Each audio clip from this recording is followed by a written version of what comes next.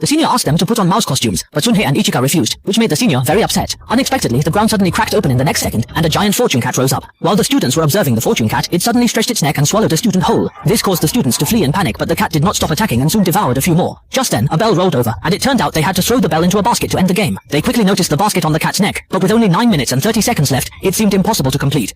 The moment Sun heard this, he hurriedly notified his classmates. One student picked up the ball and shot it into the basket. Thinking the challenge wasn't difficult, he asked Ichika to toss him the bell. He caught the bell and with the most standard shooting posture, aimed it at the basket. However, just as it was about to go in, the fortune cat caught it, leaving the students in shock. The fortune cat then delivered a heavy blow to the student, slamming him into the wall. It began another rampage, and at this moment, Sunyu made a discovery.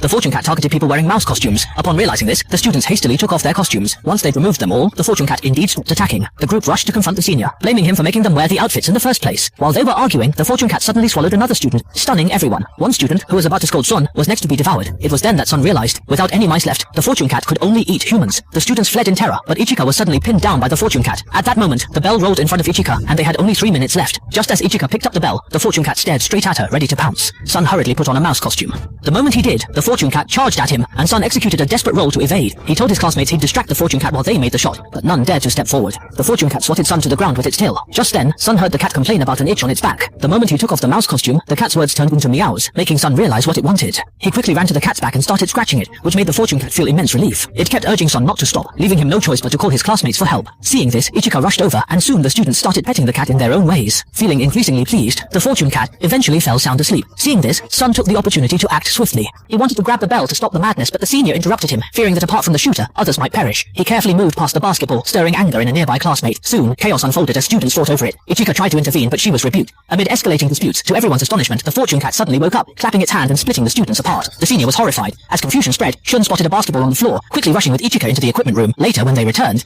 each held a ball, making it hard for the fortune cat to identify which was the bell. Ichika and Shun made a quick dash toward the fortune cat. At that moment, Shun's clothes fluttered, revealing the basketball inside, which the fortune cat noticed. Meanwhile, Ichika raised her hand and threw. The fortune cat swatted the bell away with its paw, narrowly missing Ichika, who dodged in time while holding the basketball. On the other side, Shun quickly threw the bell toward the hoop. Unexpectedly, the bell hit the rim and bounced out. At this desperate moment, Tengu descended from the sky, grabbed the bell and dunked it violently, successfully ending the game. However, to Shun's shock, Tengu killed all the other students, claiming he couldn't allow himself to have foolish companions, because it was the Celestial Sisters' revolution. But before Shun could understand what was happening, the fortune cat exhaled a puff of white smoke, causing them all to pass out. When Shun woke up again, he saw his first love, Sachiko. He couldn't understand why she was there. Just as the two were about to reminisce, they were interrupted by others. It turned out that the students had deduced they were trapped inside a white cube, which had even made local news. Just as everyone was unsure of what to do, someone knocked on the door. The next moment, a few dolls flew in, inviting the male students to play a bird in the cage game. They blindfolded the students, while the dolls behind them started singing a folk song. When the song ended, the doll asked the student to identify who was standing behind them, but the student answered incorrectly, causing the surrounding dolls to burst into laughter. As the student turned to look, the doll immediately fired a red beam, hitting the student's forehead. In no time, the student was under its control.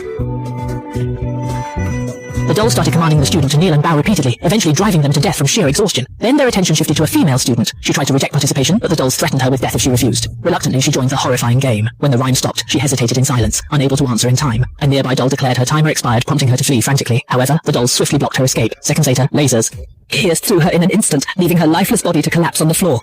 The dolls erupted in twisted laughter, their eyes glowing ominously as they turned toward the remaining students, ready to start the next horrifying game. The laser immediately shot onto his forehead. Shortly after, the girl lost consciousness. The next moment, the girl did an exaggerated split, but the dolls still weren't satisfied and started pulling harder. In no time, the dolls tore the girl in half, which terrified Run and Xiangzi. Soon, the dolls came face to face with Xiangzi. At that moment, Shun stepped forward to play the horrifying game on Xiangzi's behalf, surprising the dolls. The game started quickly, and Shun began carefully analyzing everyone's position as the music played. Just as he started to get anxious, one doll suddenly said time was up. When the doll behind Shun spoke, he immediately called out its name. However, the other dolls said the time limit had already been exceeded. To their astonishment, Shun took out a phone recording. It turned out that when the girl stalled earlier, Shun had secretly recorded her. Right before the time limit, he played the recording to bait the doll behind him into speaking. This caused the dolls to explode one by one. A key soon fell to the ground, and the two of them quickly exited the room.